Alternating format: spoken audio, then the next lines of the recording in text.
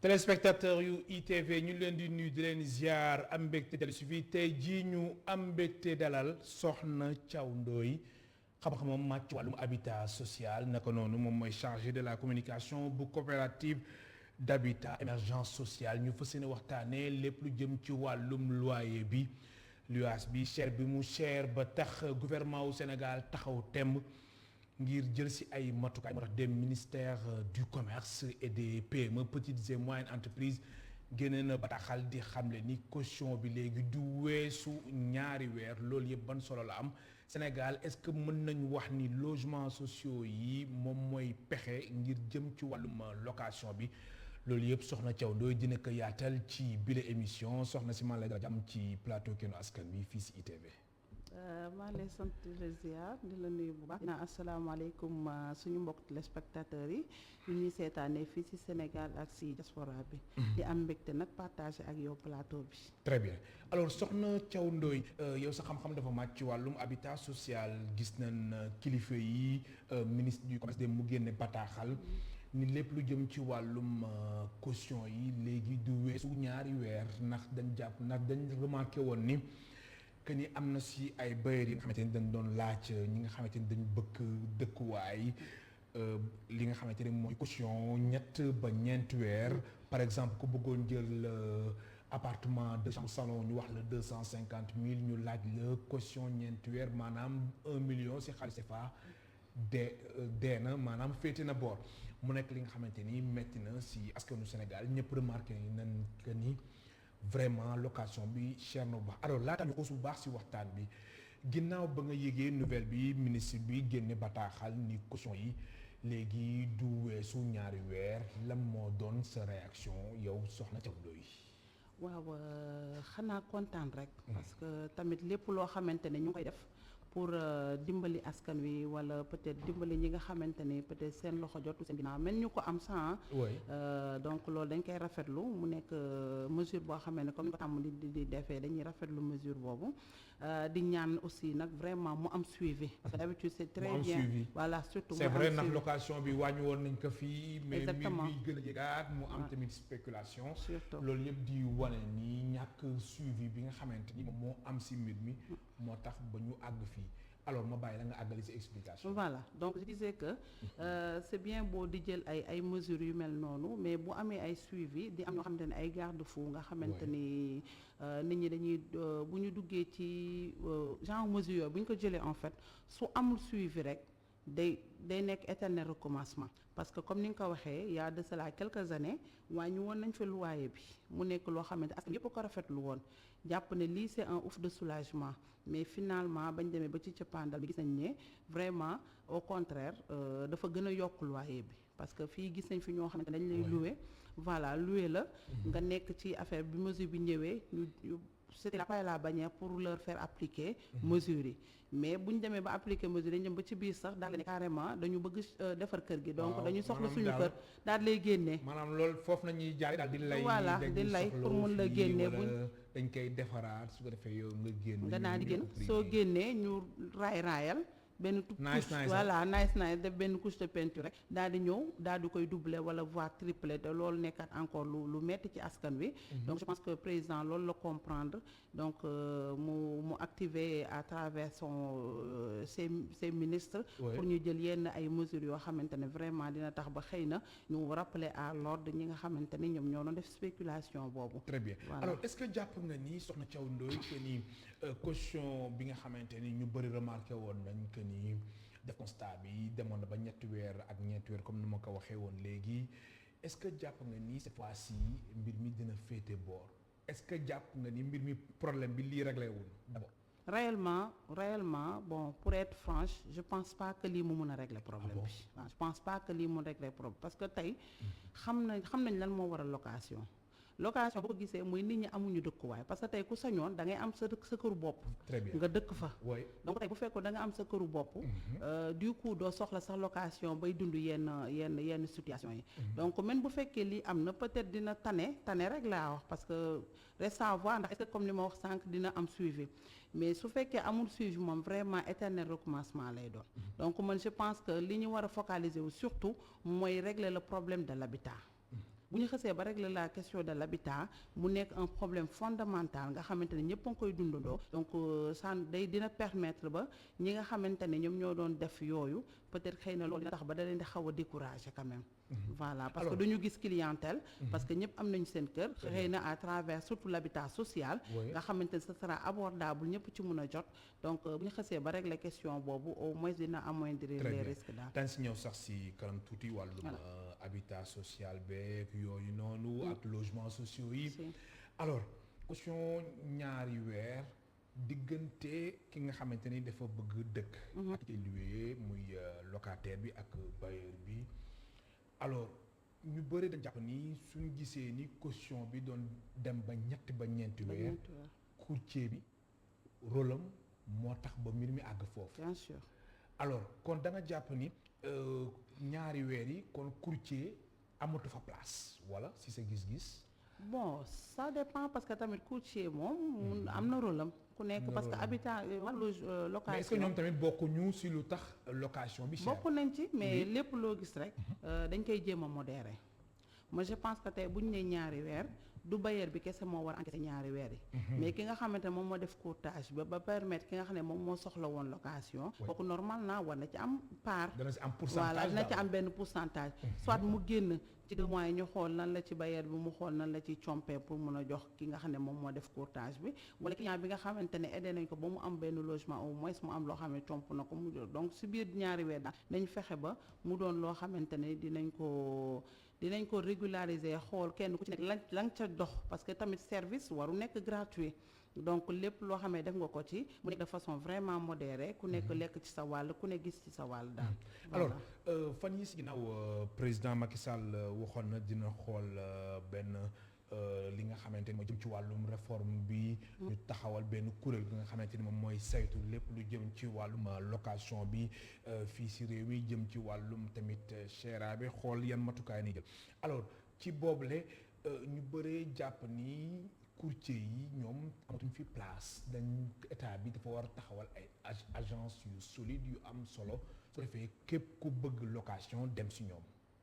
ok yow noo nga gisee nan nga gisee loolu. waaw parce que gis nga secteur tant que régulé wuñ ko rek tant que amul ay dispositions yu teg nga xam ne lépp dañ koy teg dans ci cadre. ay dispositions légales. légal exactement. mu nekk loo xam ne dañ ko normaliser bu am solo légaliser am cadre juridique parce que tey courtier aussi du ko jóg rek war a nekk courtier liggéey la.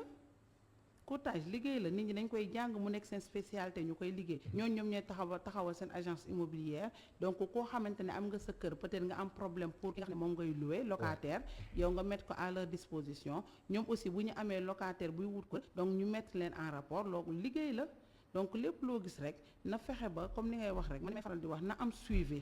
état bi ñu fexe ba légaliser ko ba képp normaliser ko aussi nga xamante ne tey peut-être bu amee ñi nga xam ne am na dérapage dina xam fan la ñuy situer les responsabilités kenn ku ci nekk la nga xam ne moom mooy ci sa part de responsabilité nga fexe ko jouer mu nekk aussi bien du côté de l'État mu nekk aussi bien du côté de la population wala agence de immobilière yooyu ñuy mettre en place voilà. ba fàttali suñu mbokk téléspectateurs yi ñu ngi dalal Soxna Thiaw Ndoye xam-xamam màcc ci wàllum habitat social naka noonu moom mooy chargé de la communication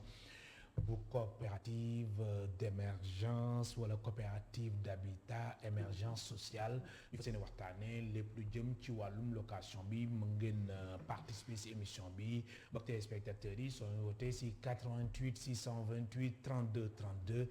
88 628 32 32 alors Soxna Thiaw Ndoye ku ñëw bëgg am location ñu ni ko lu mu tudd sax mu ni moom pare na ngir fay li nga xamante mooy caution ñeenti weer am ko nga xamante ni ñaari weer est-ce que borom kër gi moom su gisee ko nga xamante ni pare na pour ñeenti weer du ko jël ci suuf luwee ko. waaw parce que kooku tamit moom xaalis lay wër. donc fu xaalisam yokkoo foofu la mais nañu dawal yërmande. min mi doy na waar. non doy na waar trop doy na waar parce que tamit itam. tabax dafa metti. tabax dafa metti ñun on est dans le domaine xam nañ ni. déjà acquisition foncière bi rek balaa ngay jënd terrain bi cher na. matériel bi ngay utiliser voilà matériel de construction bi. cher na ak ni ki xamante ne def na ko ngir tabax immeuble. exactement donc kooku aussi mënul def. investir autant de moyens aussi nga bëgg ko imposer loo xamante ni peut-être à perte lay liggéeyee parce que tamit nit ñi d'habitude bu ñu jëlee seen kër di ko louer c'est pour mu am benn revenu am benn gain boo xamante ni ñu am ci dara donc dara boobu ak lu mu mën a doon itam bu ñu jiital xaalis bi trop parce que te déjà nga jël famille la mu dugal leen sa biir kër loolu rek sutura la donc yërmande bi baax na ñu ciy dox lool l'essentiel mooy yow bul xool trop bul viser trop sa intérêt xoolal aussi li nga xamante ni mu ngay gagner en derrière tout cela daal en fait donc je pense que tey man li may wax rek mooy bailleurs yi c'est bien beau nga louer sa nga gis quoi parce que léegi dafa am lu xew de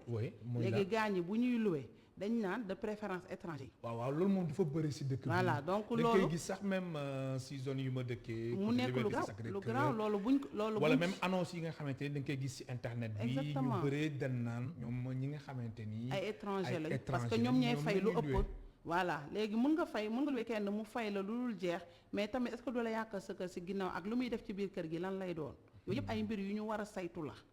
donc je pense que il faut que vraiment mu am benn suivi bu rigoureux nga xamante ni dina mën a tax ba fépp foo xamee dérapage am na fa rek dinañ ko mën a contenir ba kenn ku ci nekk du am benn voilà du am gaañ kon su ma la déggee bu baax dafa mel ni da bëgg wax ni que ni kenn mën na bëgg louer appartement am 2 chambres salon ni 250 000 Sénégalais bi ñëw taxaw pare sax pour fay 250 000 suñu xamee ni tendance bi léegi presque 2 chambres salon lu si bëri 250 275 mais étranger bi taxaw moom pour pare fay 350 000 kon borom kër gi moom day préférer louer ko étranger bi parce que xaalis lay wër léegi au détriment de ki nga xam ne moom mooy citoyen mu nekk mbokk sénégalais am te pourtant borom kër gi sénégalais la mais bien sûr mais looloo fi nekk malheureusement moo tax ma ni la lenn rek moom mooy suñu solution mooy social habitat fexe ba jiital social bi ci lépp loo xamante ne moom la ñuy def voilà particulièrement habitat social na sa xel dal habitat social daan si ñëw ci émission bi loolu na sa xel dal ndax simili yi des na mais alors beneen fait marquant bi moom mooy cheraayu location cher na trop studio sax lu mu dee ñun la 175 000 mais pour nga gis ko sax te soo xoolee bu baax sax fukki at si ginnaaw wala juróom-ñett at si ginnaaw da nga doon gis si yenn zone yi 2 chambres salon ñu wax la 150 000 mais léegi mënoo ko am loolu lu néew da ngay wax 225 wala 250 000 alors cheraayu location bi si sa gis-gis lan moo tax mu nekk lu metti lool te spéculation bi dafa gaaw en fait dafa gaaw parce que diggante année yi yàggul mais dafa metti parce que tey xam nañu salaire sénégalais nu mu demee benn nit mooy liggéey pour téeméeri personnes dans une famille donc du coup yow say charge waxuma la yow say charge personnelle mais charge famille yooyu rek boo ko naree jël en compte war ko booleeg location bu cher te ndox ñëwagul courant ñëwagul dund ñëwagul da ngay liggéey ba imprévu ñëwagul da ngay liggéey ba retraité nga ne man li ma liggéey fan la ma jaar ay bor ñoo la ciy topp ndax parce que si banque bi ngay dem contracté nga baal ma ndax am na ku nekk si ligne bi ñu jël ko allo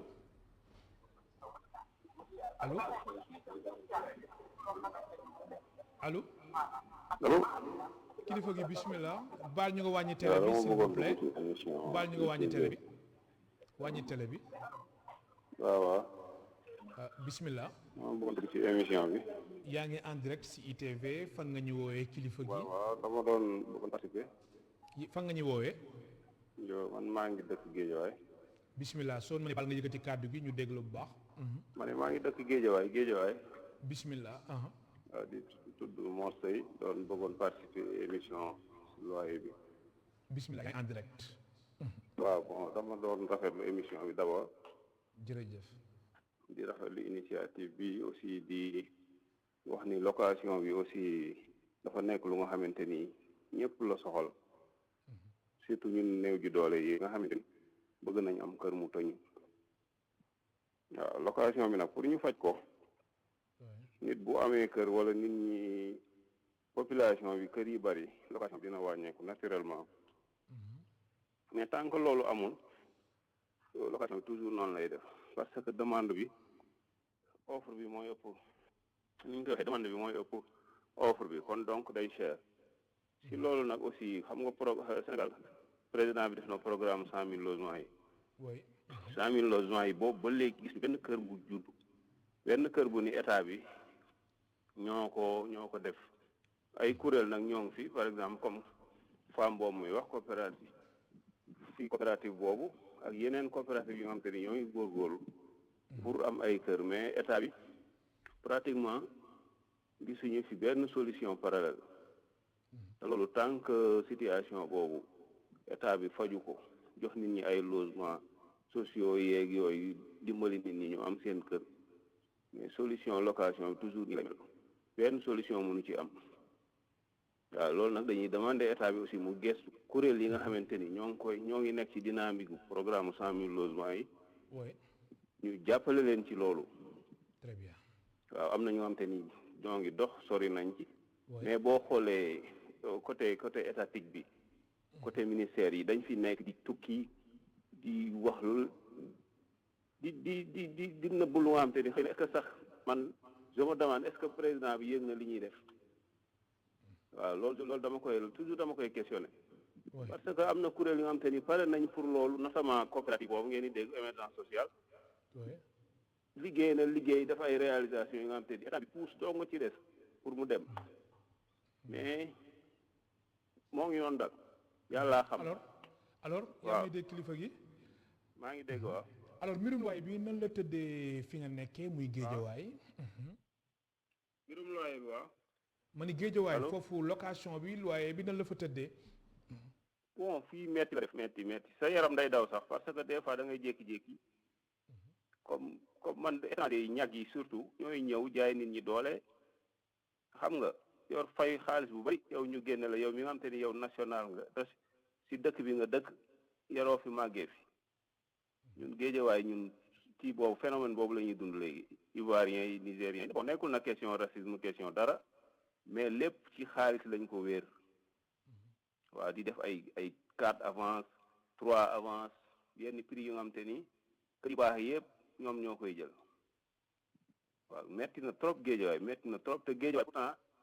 ñoo ngi mobilisé wu di xool ci programme 100 000 logements yi état bi teg ak yeneen yu nga xamante ni état bi teg na ko mais dara état bi man diggante wax beeg jëf bi dafa am ngan di différence. oui alors géejawaay foofu studio ñaata la fa chambre ak tamit appartement. bon appartement yi des fois da ngay gis ay 110 jëm kaw yaa ngi dégg léegi dañuy dem sax ba ay 4 kii ni ñu koy waxee 4 avance. courtier yi aussi compliqué l'affaire yi c'est compliqué c'est compliqué kër bi néeg bu la gën a yomb foofu géejawaay moo ngi ci ay 25 000 30 000 néeg bi la gën a yomb te néeg bi bon mooy néeg yu nga xamante ni c'est pas décent quoi noonu laa la ko mën a expliquer ci gàttal waaw metti na trop te état bi bu si jëloo ay mesures aussi nii rek lay continuer te mesures yooyu man pour man kër yu baree rek solution bi day am jërëjëf waaw mais tant que kër yaa ngi manqué location bi day nekk ay njëkk waaw di la gërëm baax di la sant waxte si mbokk téléspectateurs yi mu ngeen woote si 88 628 32 32 88 628 32 32 suñu réalisateur bi xam naa ni dina affiché waat numéro bi allo am na kuy nekk si ligne bi allo allo kilifa gi baal ñu nga wàññi son wu télé bi s'il vous plaît.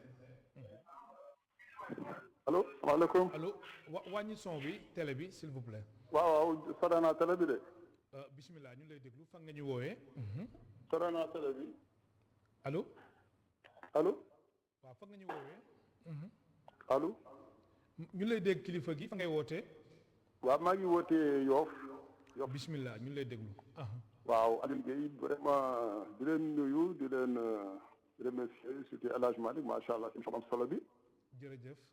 muy vraiment actualité askan bi. di féliciter en tout cas sa naataango bi nga invité wax na fi ay intervention yu am solo. donc di wax ci wàllu loyer bi je pense que am na question boo wax sànq lu am solo la pour ñu réguler ko je pense que il faut ñu dem ci cadre juridique bi installé ci wàllu jaayam kër il faut moom arbitrage. le contact direct entre le bailleur et le locataire loolu tant que mi nga am jarul ñuy def décret bi wala arrêté bi amul sens je vous dis. kon loolu daal loolu mooy solution bi. solution bi il faut ñu dem am créer ay organes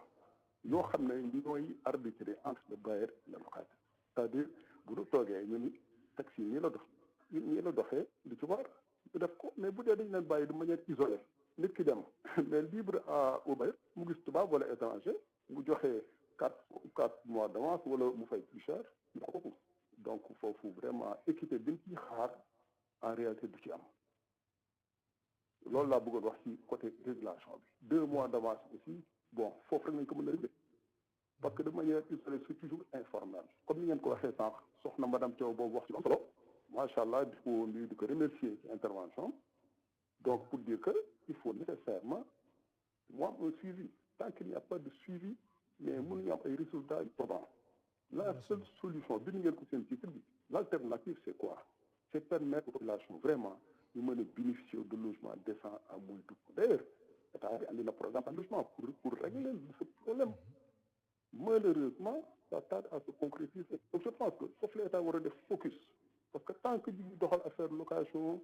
ñu dëkkoon ne ko sens c'est important de décret boo xam ne mooy wàññi coût yaay mais voilà il y a pas eu de suivi donc bu ñu tegee leneen aussi sera la même chose loolu daal mooy xalaat bi nga xam ne moom laa ci am. Très bien merci beaucoup monsieur Guèye di la jaajëfal bu baax a baax mu nekk kon monsieur Guèye di woote Yoff alors soxna Thiaw Ndoye ñoo ko déggandoo suñu ñaari téléspectateurs yi ñoom tamit insister nañ ci wàllum habitat social alors habitat social kon moom mooy solution bi ci wàllum seeraay loyer bi ak ñàkk dëkkuwaay mooy solution bi te man yaakaar naa son excellence monsieur Macky Sall xam na loolu moo tax mu lancé le programme des 100 000 logements ba mu ko lancé nag dafa ne na fexe ba askan wi mu approprié wu ko mu def ko ci boppam donc ñun ci cadre boobu lañ demee ñun suñu coopérative bi parce que nous on est plus de 12 000 membres nga xam ne y a toutes les catégories socio-professionnelles am na haut fonctionnaire ba jaaykatu gerte jaaf ñëpp ngi ci biir ñëpp ci coopérative ay gendarme ay policiers médecins tout mais am na ay structures yoo xamante ne ñun on est en collaboration avec ñoom comme la chambre de métier bu Dakar ak yeneen peut-être mënuma leen tudd fii ci plateau bi ñoom créé nañu seen coopérative daal di ñëw bootu suñu ginnaaw xam nga 13 000 membres c'est pas négligeable te actuellement bu fekkoon dañu yem ci création mise en création coopérative bi sax mu yomb mais on est allé au-delà de ça dañu dem ba jéem nañu xam nga normalement dans le cadre du programme des 100 000 logements suuf si dañ la ko war a jox gratuitement mais ñun dañuy fexe góorgóorlu organiser suñu ay membres ba jënd suñu suufu bopp yéen a jënd seen suuf bopp am nañu assiette foncière am nañu suñu assiette si ban zone bon, par exemple ñu ngi côté Notto Diobass am nañu aussi Kër Moussa parce que Dakar fii maanaam Dakar daal fii amatul espace wala foo koy jëlee xanaa président may na ko te président mën nañu koo may ndax xam ne ñun dañ koy jàppale ci Dakar daal amatul espace quoi am na fi de Dakar am na fi wala dafa am ñu koy jox na da am ñu koy jox ak ñu koy joxee ñun nag ñun comme ñun néew doole lañu te dimbali nit ñi te yàlla rek a tax xëy na ñun du yomb malgré que ñun on est en face avec la vision du président donc tey yow jëm ci wàllum politique sociale 100 000 logements yi parce que tey lu ñu def mooy créer suñu coopérative am suñu ay membres jéem a cotiser suñu bopp donte que ñun sax am na benn assiette foncière wax ne joxoon nañu ko au niveau de Daga Kholpa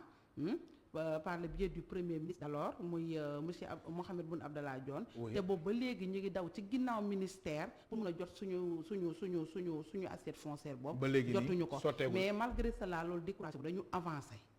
avancé tabax suñu ay kër def suñu ay maison témoin bal def lancement officiel suñu phase pilote bi yooyu yëpp on est très présent sur le virtuel. Très bien am na solo alors ci wàllum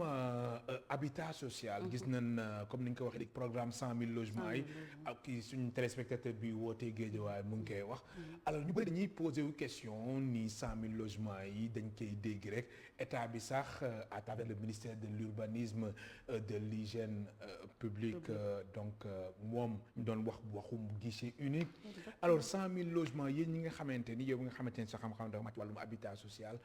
programme 100 000 logements yi si yàggaay bi si sa gis-gis lan moo koy expliquer soxna Thiaw Ndoye waaw ñun ci yàggaay bi lu koy bu yàggee itam ci état bi la yàggee mais population mais lu tax mu yàgg ñoom délai yu ñu joxe woon dañu nekk nit ñi gisaguñ c'est que ñoom temps wu état bi du temps wu population bi ñoom ñi ngi nekk ci ay jël disposition jéem a def ay création mise en place guichet unique ak yooyu noonu yëpp. ay loolu cadre réglementaire ay cadre juridique alors que waaw mais tamit aussi am na solo. non mais am on na doit solo. dépasser sa phase kañ lañ maanaam lancé loolu dañ ko waroon dépasser. mais bu yàgg oui waroon nañ ko depuis kañ lañ lancé programme 100 000 logements yàgg nga ko dégg. oui donc ministère à leur niveau xëy na ñoom ñu ngi ci seen cadre ñoom di doxal seen mbir mais naturellement mais nit ñi askan aussi bi ñi ko soxla la gisaguñu demande kii wuñu. gisuñu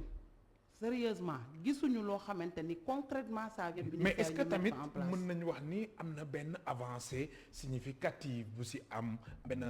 avancée majeure bu am ci wàllum 100 000 logements yi ak jéego yu ñuy teg guichet unique ñun daal xam nga luñ ciy dégg. wala ñoom ay maquette rek ay la ñuy théorie daal la ñuy lañuy gis wax. ay théorie léeg-léeg nga Déet waay. gis ñu déplacé wu sur le terrain dem wane benn affaire après dootoo ci déggaat te askan bi fu mu ne nii wane ay maquette. gis nga demande sociale bi fu mu ne nii dafa forte surtout sur le côté logement. Très bien. nit ñi dañu soxla dëkkuwaay. Oui. parce que tey yow sa fekkee sa am demeewul noonu te amul loo xamante ni moom moo lay permettre ba nga mën a bénéficier d'un logement à travers peut-être ay conventions yu ñu fi teg ay dispositions yoo xamante ne ça permet ba day faciliter l'accès au logement je pense que day gën a metti askan wi fu mu ne nii nag il faut que parce que fu mu ne nii c'est l'urgence de l'heure. oui l'urgence de l'heure mooy nit ñi sonn nañu askan bi Soxla tàyyi nañu nañu te fu bu ñu fekkoon dëkk, askan dañu toog seetaan sa te dafay logement neex ay cher na. mais askan wi tooguñu seetaan dañu organiser wu nañu jéem nañu ut seen suufu bopp jéem nañu tabaxal seen bopp am nañu seen partenaire technique et financier ñoo xam ne c'est des bailleurs ñoom ñoo ñuy gunge. mais alors ñun pour pousse ñu day yéen lan yomb. moo wutale programme 100 000 logements yi ak coopérative d'habitat yi nga xamante ni bëri na si dëkk yi comme yéen seen bos muy coopérative d'habitat émergence sociale lan moo différencier si yéen seen bos muy coopérative bi ak ñeneen ñi ak tamit yéen lan mooy différencier seen coopérative ak programme 100 000 logements bu état bu Sénégal taxawal si réew mi. ñun suñu particularité mooy déjà ñun tooguñu di xaar dégg nga suñu différence mooy déjà ñun dañu englobé yëpp mënoon nañ def coopérative de tel et tel mais ñun jaaykatu gerte caaf ba ci kii gën a rëy ci waaw dëkk bi mais tamit ñoom mën aussi na ci ñoom dugg. am nañu 13 ñoom 000 tamit ñu ngi membres ci 100 000 léegi logements yi. 100 000 logements yi xam nga Oui. théorie lan mooy suñu différence ak ñoom Lan mooy ñun lan la? on est à la phase concrète alors que ñoom ils sont à la phase théorique te Ah, président du loolu la soxla mais est-ce que phase Xam nga- théorique boobu ngay wax ñoom am na si ay tabax yu ñuy def ñuy ànd ak waa Yow SNHLM lan di nga wane gis? ni ñu wane ay logement ñu wane ko si télé beeg yëpp. mais SNHLM loolu mus a nekk vocation oui SNHLM ak SICAP loolu depuis temps Senghor ba léegi loolu Bien dafa sûr. dafa mus a nekk ay mais yow da vocation nga bëgg wax ni yow 100 000 logements yi dara sotteegu si. gisaguñ ci dara boog laay wax gisaguñ ci dara lu te dul mbir mi ay yéex na théorie maanaam yéex benn na. paa ci kanam ñaari paa ci benn ginnaaw. merci benn paa ci kanam ñaari paa ci ginnaaw te nit ñaa ngi soxla dëkkuwaay te man bu fekkoon xam nga programme 100 000 logements nit ñi duñu comprendre wu mooy état du tabax état day ñëw fekk benn structure boo xamante ni def na mise en place am commencé na dema état ñëw gungee la peut-être sur le foncier parce que tey jëndum suuf gi ñun tey lu ñu dem di jël ay 800 millions jëndee ko suuf Ouais. xajoon na si ñun bu fekkoon dañuy jox gratuitement le foncier et pourtant ñun ñoom la ñuy liggéeyal ñoom la ñuy liggéeyal tout ce qui est démarche boo xam ne war nañ ko def ak ñoom Très bien. def nañ ko parce que ñun tooguñu à côté ñun on sait que dañu war a liggéey en étroite collaboration avec l'État plus particulièrement avec le ministère du logement Ouais. donc ñun ñu ngi liggéey ak ñoom déposé nañu suñu ay dossiers ba ñoom daal ñoom la ñuy xaar mais ngeen nag di xaar. ñoom la ñuy xaar ci wàllu convention Très mais bien. ñun su concrètement parlant ñun démarré nañu ba commencé nañu attribuer suñu ay Très numéro bien. parcelle ak yooyu. alors su weesoo programme 100 000 logements yi est-ce que si sa gis-gis jotul état bi tabax ay immeuble di ko louer askan bi. mais pourquoi ndax bi muy du doy. Si. di louer askan bi ñu ni chambre salle de bain lii la studio lii la li nga xamante ni mooy appartement 2 chambres salon wala 3 chambres salon lii la est-ce que jotul état wu Sénégal ci wàllum logement li nga xamante ni mooy logement yi dëkkuwaayu askan bi ñoom ñu jublu si loolu di tabax ay immeuble wax ma nag kilifa boo xam ne tabax immeuble Surtout. moom la ko boobu maanaam état bi jël responsabilité dem tabax ay immeuble di ko louer. leneen li ma ci dolli sax balaa nga may yegg ci question nga baal ma gis nga Oui. lu tax location mënut a wàññeeku parce que ña nga xam ne ñoom ñoo nekk ci bopp bi di louer ñoom ñoo ñu jiite. on ne peut pas être jugé parti. maanaam da nga wax ni immeuble yi nga xamante ni ñoom ñoo ñi ëpp doole ci lëmbe dëkk bi dëkk ñoo ko bi moom. te nit ñi di ko louer ay kilifa ñi am ay nombre tànk ñoom ñoo ko moom moo tax mu cher loolu nañ ko wax te dee ndax xam nga ni ñoom ñoo ko moom yenn immeuble yi leer na ni yow nit yu jool mënu koo am kon su li ngay wax ni am nga si ay firnde yu leer nañu. non loolu moom jarul sax firnde nañu dañ ko seetaan rek yow def ci say gëstu dama lay bàyyi nga def say gëstu. lu tax yow chaque fois ñuy jéem a ñuy teg ay mesures. ba pare te kenn du ko respecté du am suivi te secteur bi kenn réglementé wu ko question boobu. donc mbir mi mooy li ma la wax yërmande gi la ñu war a doxal suñu biir. te gis nga yow yaa ngi wax location pour état tabax immeuble bu loué ay nit. mais nañ ko def sous forme d'habitat social. nga loué ko ay nit sur 15 ans mu nekk sous forme de location vente lay doon. parce que suñu paa yi noonu la ñu amee fii ay SICAP ak yooyu noonu la ñu amee SICAP SNHLM yow da ngay liggéey wala am nga benn revenu boo xam ne ça te permet nga dëkk benn kër. ngay fay temps voilà location ngay fay 10 ans wala 15 ans moom sa kër. très bien waaw parce que éternel nit ñaanu yàlla du loué à vie. donc ñaan nañ yàlla nga dem benn effet wax ne yaa moom sa këru bopp te pour revenir. oui nga baal ma am na ku nekk si ligne bi ñu jël ko suñu beneen téléspectateur allo. allo bismillah kilifa gi. allo ñu lay dégg allo. voilà asalaamaaleykum Alioune Badara dama doon bëgg intervenir si émission bi. oui Alioune Badara waaw ñu lay déglu. voilà doon dellu ci rafetal macha allah si sujet bi ngeen lancé pour dire en tout cas ci programme 100 000 logements bu état bi. Pas plus tard que il y a quelques mois de cela, il y a quelques jours du moins, le président de la République ñu ngi koy rappelé mu ngi naan askan bi maanaam coopérative yi organisé wu leen cotiser leen ma appuyer leen donc loolu day wone rek vraiment day wone échec bi am au niveau du ministère lui-même ñi nga xam ne ñoom lañ ko def depuis 2010 pour dire aujourd'hui askan bi ñooy approprié wu projet bi pour que résultat mën a am donc bu ñu gisee ndaw soos ni muy waxee coopérative boo xam ne yow état war na jox suuf parce que loi d'orientation moo andi la gratuité du foncier le fogal le fonds de garantie ak yeneen donc bi askan bi ñu ngi defal loolu seen bopp ba tegu ci yoon en droite ligne avec la politique de l'habitat par le président Macky Sall donc ñun gisuñu vraiment ban contrainte moo war a taxaw ba état bi war a mën a accompagner askan boobu ay néew doole ak ñoo xam ne diaspora ay ñoo xam ne ay victimes lañu sax ñàkkoon seen alal donc je pense que à l'heure où je parle c'est le président de la République qui doit s'approprier ces biens pour xool yan grande orientation loolu la mettre en œuvre pour askan bi mën si gis seen bopp parce que bu ñu continuer avec le ministère stratégique bi ñu teg yàlla xam na ne fii rek ba 2024 ba 2035 benn résultat donc parce que ba tey ba bii tey où je parle benn kër benn askan mënu xam benn kër bu ministère bi accompagné là c'est bon à préciser. allo Alioune Badara allo da ngeen def encore une fois. allo Alioune Badara. waaw maa ngi dégg. échec bi ngay wax si li nga xamante ni moom moo di état wu Sénégal seen problème ak ministère bi lan la exactement. mais ministère bi moom la ñu dénk le programme des 100 000 logements ministère de l'urbanisme du logement et de l'hygiène publique ñoom ñoo fi voté benn plateforme ñoom ñooy joxe convention dans le cadre de la loi d'orientation la loi 2016 du 8 novembre donc aujourd'hui président stratégie la teg mais ñoom sur le plan opérationnel ñoom dañu dénk mbir mi ñoom dañ sax ba benn instant ñu ne dañu xool ñi nga xam ne am nañ suuf ñu accompagner leen donc aujourd'hui si là l'échec c'est à leur niveau le problème c'est ça parce que à eux de définir vraiment des orientations claires maanaam ci wolof ay yu buntukaay yu jub pour askan si teg aussi parce que ñoom ñooy organiser population bi ba aussi dañuy réeral askan bi dañu war a wax dëgg askan bi xamal leen ni ministère du tabax la orientation dafa ni promoteur public privé et coopérative d'habitat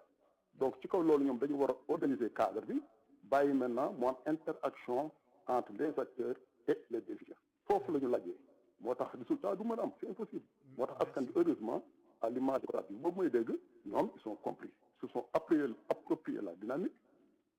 partage information yi informer seen membres yi cotiser acquérir seen foncier tàmbali tapp donc kuy dox am fu mu jëm wax dëgg yàlla boo ko bootee yóbbu ko teg ko ak yóbbu day gën a gaaw tout le monde s'y retrouve c'est pas compliqué. jërëjëf di la gërëm baax di la sant ñu ko dégg noonu lan ngay ban kàddu ngay yëkkati ginnaaw intervention wu monsieur Guèye. waaw rafetlu rek parce que je précise que moom mooy suñu président. oui te li muy wax xam na ko maîtriser na ko bu baax. parce que boo gisee ñun lépp loo xamante ni démarche la mos a ñëw sax ci plateau bi. exactement donc lépp loo xamante ni démarche la nga xam ne ñun waa coopérative war nañ koo dox jëmale ko ci ministère donc je pense que loolu ñun dox nañ ko wax nañ ci donc foofu moom yaakaar naa ñoom seen côté la desee mais ñun suñu côté pare na donc ñun on est en parfaite adéquation avec la vision du président léegi nag comme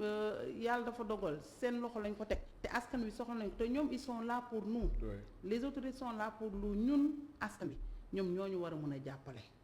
bàyyi seen théorie yeeg seen voyage yeeg seen yi ñu nekk yëpp daal di ñëw. kon gars yi daal foofu stade de théorie nañ toll non nii ñoom foofu lañ toll te ñun dañu dépassé bu ñu ngi ci stade de réalisation ñu ngi concrétiser. donc je pense que loolu dañuy rafetlu kàddu yi di ñaan nag lii ñu wax ni tey mu tàbbi ci noppi président te xam ne ñun dañ ko ñëw jàppale si. dañ ko ñëw jàppale si wàllu programme bi mu fi teg nga xamante ni ñun ñëpp ko bokk. comme ni nga ko waxee promoteurs yi privé et public ak coopérative ñoo ñooy doxal programme 100 000 logements état moom du tabax. loolu moom je pense que leer na donc dañuy ñaan rek. président dégg suñu kàddu. très bien alors lu ñu desee si ay simili bëriwul soxna Thiaw Ndoye alors jëm ci wàllum réglementation secteur bi si sa gis-gis ban yoon la kilifa yi war a jaar ndax ñu bëri tamit jàpp nañ ni. li nga xamante ni moom moo di xaalis bu setul am na si du ñëpp nag am na si ñoo xamante ni ci wàllum immobilier dañ koy jaarale. exactement ci wàllum réglementation yi matukaay yi le gouvernement bi war a jël. waaw mais matukaay yi yaakaar naa ñoom xam nañ ko sax. parce que chaque fois da ngay gis même suñu génnee seen décret xam nañ ne les principaux acteurs xam nañ leen dañ teg ay réglementation ñu ne ku def lii moo la ciy fekk te fexe ba daan boobu aussi. mu nekk loo xam ne voilà ñu appliqué ko. ñu appliqué ko. mais parce que bu fekkee bu fekkee dañuy ñëw teg parce que ay loi moom ay décret yooyu yëpp rafet na vraiment amul lu ko gën. mais maanaam application bi ba askan wi gis ci seen bopp parce que tey ku am problème location même boo ko yóbbee tribunal boo demee foofu sax moom moo fa ëpp dossier location dara du mujj fenn. ah bon donc loolu nag il faut que mu am benn mais pourtant dem gis nañ si bataaxal bu ministre du commerce et des PME génne. ñu ni ki ku respecté wul caution wu ñaari weer service bu ministère du commerce dinañ la teg ay daan yóbbu la si yoon. est-ce que mën nañu wax ni yaakaar mën na juddu ginnaaw communiqué bi nga xamante ni ñoom génne nañ. xam nga nit moom da ngay positif rek. parce que je pense que c'est de bonne foi la ñu génnewee lii nañu fexe nag ba ñi nga xamante ne ñooñu la concerné nañu appliquer à la lettre les dispositions ñoom itam en ce qui leur concerne. ça veut dire les autorités nañu fexe ba ñoom itam ñu def seen rôle parce que c'est bien beau di recenser mais après du am benn suivi après finalement ni day am problème location sax dinaa man jaruma yéeg. di yëg ak a wàcc finalement yow yaay temps bi du mujj fenn. donc suivi boo amul lu ko gën mais man daal yow kii lu may insister surtout. mooy problème habitat. habitat social voilà habitat social. nañu fexe ba concrétiser vision boobu. parce que bu ñu ko xasee ba concrétiser day régler problème yu bëree bëri parce que sànq am na koy woote naan Géejawaay la dëkk ñun Géejawaay presque on a plus de 1000 membres yu fa nekk. Géejawaay. non on a plus de 1000 membres ëpp na 1000 membres sax damay wax noonu mais suba par exemple am nañu benn assemblée générale sectorielle parce que ñun d'habitude suñu biir coopérative ñun suñu ay membres dañuy communiquer ak ñoom lépp loo xamante ne toll nañ fa ci wàllu jëf ak ci wàllu wax dañ koy donc il y a une gestion transparente et inclusive. très bien lan mooy solo assemblée générale bi nga xamante ni suba ci alxames bi ngeen ko fas yéene amal fële. voilà solo si mooy surtout fexe ba askan wi xam lañ doon def fan lañ ci toll parce que nit bu dugalee xaalisam bëgg na xam fan la xaalisam toll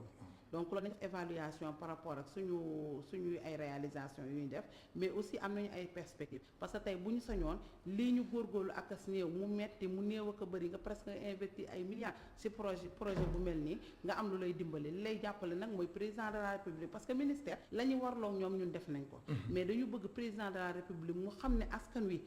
soxla nañu dëkkuwaay te góorgóorlu nañu ba toll fii donc moom président de la république mu fexe ba activer à son niveau et pourquoi pas mu accorder ñu benn audience nga xamante ni dinañu déglu taataan ñun lu ñu jot a def xam lu ñu bëgg a def te xam ne loolu yëpp da koy dimbali moom ci biir liggéeyam. très bien alors daanaka si lii jeex na sax soxna Thiaw Ndoye alors programme 100 000 logements yi président de la république xam na ni doyul te xaajul doy moo tax muy encourager. coopérative yi alors fan yi def na bataaxal boobu la yow tamit préciser na ko ci conseil des ministres alors coopérative yooyu comme yéen seen bos par exemple ku suy dugg mbir mi nan lay demee ak ñaata temps lay durer. c'est très simple ñun moom pour être membre il faut juste être sénégalais. yow tu es sénégalais am nga sa carte d'identification nationale. sa carte d'identité nationale. voilà ak am na benn frais d'adhésion boo xam c'est à titre symbolique en fait donc loolu ngay ñëw après su au niveau de la coopérative. ñu dugal la nga am sa carte de membre dem au niveau des institutions banques yi. parce que foog ngay verser doo verser suñu biir service ci banques yi ngay verser après nag ñu commencer ubbi le dossier di le suivre à travers même am nañu benn plateforme numérique. nga xamante ne même membre bi fi mu toog à temps réel. bu déposer versement mun na consulter plateforme bi moo xam ne fii la toll fii la dossier am toll am nañu ay gestionnaire donc Très bien. loolu la ñuy def. léegi durée bi. durée bi aussi ça dépend parce que ñun moom. comme yéen a ngi programme 100 000 logements ñoom ci théorie nañ toll. mais yéen coopérative yi par exemple comme yéen seen bos. ñu ngi góorgóorlu de. lan la yéen nekkagoo leen ci théorie. parce que ngeen ko ñun tabax yéen a ngi ci pratique bi ñun yéen. tabax nañu tabax ngeen. ñun tabax nañu ah. Ouais. tabax nañu actuellement dépassé nañu phase pilote bi. Ouais. ba ñu ngi ci dépassé nañu maison Temba ba ñu ngi ci phase pilote bi ci première phase bi. Ouais. ba ñu ngi joxe ñoo xam ne seen ñoom xam ils sont réguliers dans leur versement ñu ngi leen jox seen terrain te enjeu sectoriel boobu yemul Guédiawaye kese pour te dire que ñu dañu ratisser l'ensemble du territoire Très bien. national et international am nañu 4 AG yoo xamante ni moom la ñu prévoir après Guédiawaye dinañ def benn Kër Massar def benn Pikine def benn voilà Pikine Kër Oui. Massar Parcelles Assainies ak Dakar. kon daal solution Voilà. bi logement sociaux logement yi. social amul lu ko li nga xamante ni moom président moom tey bu fekkoon dafa bëgg rek vraiment régler le problème du loyer. Oui. na fexe ba li nga xamante ne moom mooy vision mooy le programme des 100 000 logements mu concrétiser ko. Très bien. bu ko concrétiser ñëpp dinañu am dëkkuwaay te ñëpp dinañ nekk ci jàmm kii war a louer parce que ñëpp mënuñu am kër moom sax moom c'est évident. Oui. ñëpp mënuñoo am kër mais kii louer aussi mu dugal yërmande ci lu muy louer te xam ne moom tey mun na nekk bailleur mais suba mun na nekk locataire ah. Am na parce que solo. tout est possible donc Très loolu bien. yëpp boo ko jëlee en compte. Oui. ça te permet yow au moins lépp looy def nga def ko de façon rationnelle. Très bien maa lay gërëm baax di la sant. man maa lay sant. oui mu nekkoon Soxna Thiaw Ndoye di ko gërëm baax di ko sant xam-xamam màcc ci wàllum habitat social moom mooy chargé de la communication